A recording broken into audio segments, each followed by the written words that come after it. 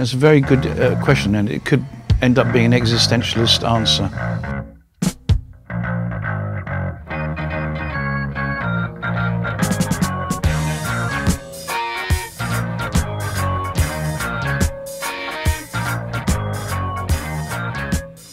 I think I am Jean-Jacques Burnel, and I am here because my band were asked to play here, and we thought it might be a good idea.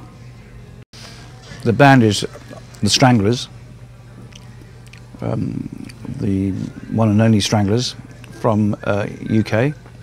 The Stranglers are approaching their 40th birthday, which means we'll start wearing glasses as from next year, I think. We started out as a bunch of blokes just wanting to play music, and we really haven't our mission statement hasn't really changed.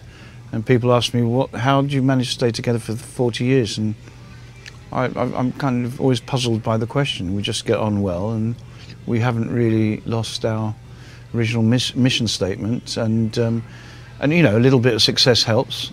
Obviously, it helps oil the wheels. And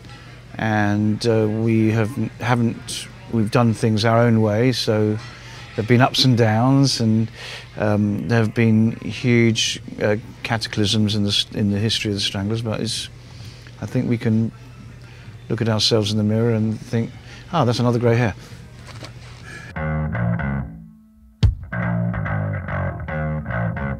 Well, but it's been so devalued, hasn't it? So. It almost to the point of meaning nothing. So it just, it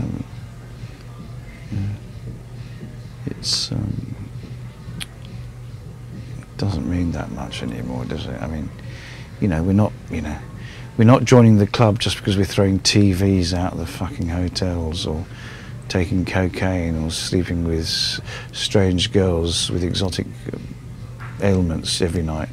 It's kind of a bit passé.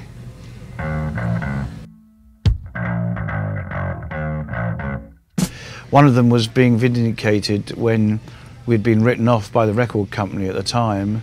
They said, you know, punk's dead and blah blah, and we've kind of enforced a clause in our contract which meant that they had to release a single which they didn't want to release, and it was a worldwide hit. So it allowed us, gave some breathing space, and also gave us a slight bit of credibility.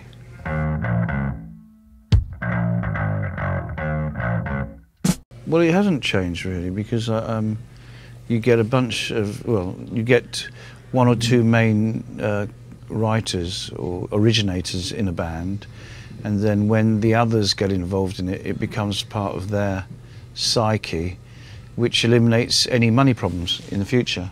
So everything is signed The Stranglers. So you don't have one person getting all the royalties or the credit, and that's one thing we've managed to avoid for 40 years. So I think that's an enviable position to find oneself in. And you know, we never started doing this just for money, and that corrupts people, you know. And power, ego, and money corrupts relationships and changes the dynamic within, you know, amongst what might have been previously friends. And so that's one thing we've studiously avoided. When new people come in, they have to subscribe to the Stranglers' philosophy. We don't subscribe to theirs, and they either fit in or they don't, and they'll tend to fit in for a little while.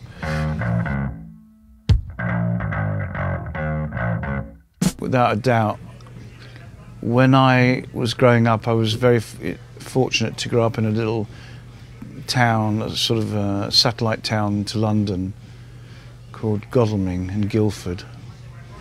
And there was a pub there, and I used to see, before they were signed up, a band called Peter Green's Fleetwood Mac.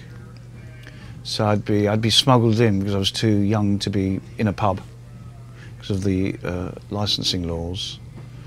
And I used to see Peter Green's Fleetwood Mac there quite a few times before they signed up. So it would have been 68, 67, 68, and I was a wee laddie. And it was kind of a revelation, really.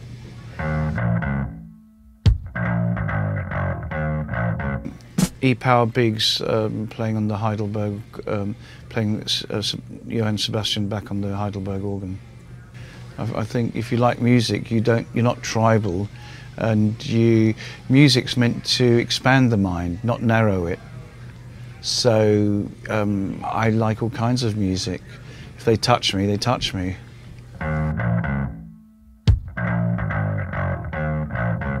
People who know me will never be surprised by anything that I do. When I apply myself, I'm a pretty good cook. I'm a good date.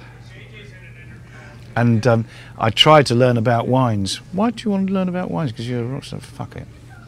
Because I'm French. Good night. Thank you.